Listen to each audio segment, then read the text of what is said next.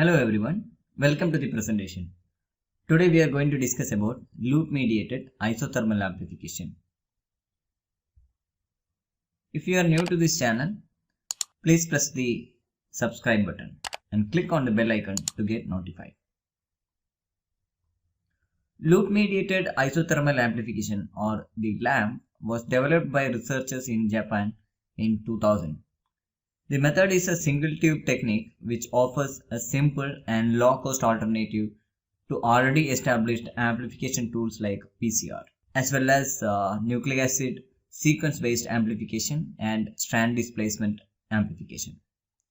Some of the advantages of using LAMP are the amplification takes place at a single temperature. That's why it is called ISO. ISO means at single.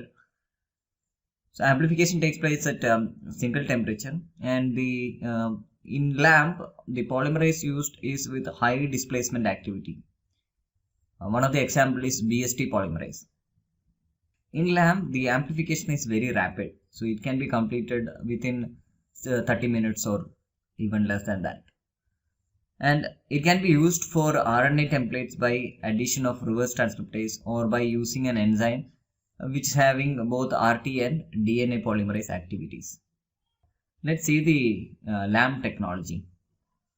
Loop mediated isothermal amplification uses 4 to 6 primers recognizing 6 to 8 distinct regions of target DNA, and it is very highly specific amplification reaction. Because of the use of 4 to 6 primers, the amplification specificity is very high. A strand displacing DNA polymerase initiates synthesis, and two specially designed primers form loop structures, and this facilitates the subsequent rounds of amplification through extension on the loops and additional annealing of primers. The DNA products formed from this are very long and formed from numerous repeats of short target sequences connected with single-stranded loop regions in long concatenamers. The products are typically not appropriate for downstream manipulation, but the target amplification is so extensive that numerous modes of detection modes are possible. Real-time fluorescence detection using intercalators or probes, lateral flow, and agarose gel detection are directly compatible with LAMP reactions. The instrumentation for LAMP typically requires consistent heating to a desired reaction temperature. In case of fluorescent based detection strategies, real-time fluorescence for quantitative measurements may be required. The cycling proceeds in two phases. One is the generation of stem and loop structure, and second phase is the cycling amplification, as you can see in this image. Let's compare the LAMP technology with the existing PCR technology. Isothermal amplification uses single temperature, but whereas in PCR it requires temperature cycling.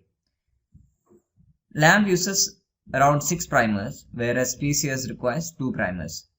LAMP is a very rapid technique. Typically it can be completed less than 30 minutes, whereas PCR is slow and typically requires greater than 1 hour. The product yield in LAMP is very high. The product yield can be around 10 to 20 micrograms, whereas in PCR the product yield is low. It will be around 0.2 micrograms.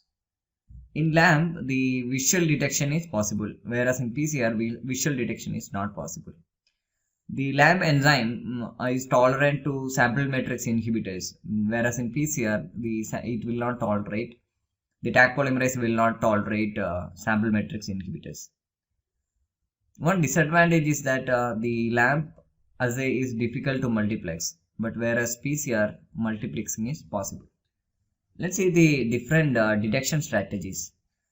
So for detecting the product developed, there are multiple methods where it can be used to detect the product formed. One is the magnesium precipitation, and calorimetry can be used. Agarose gel electrophoresis can be used, and also fluorescence measurement can be utilized for the detection. Hope you are clear with this topic. If you like the video, please press the like button. Thank you.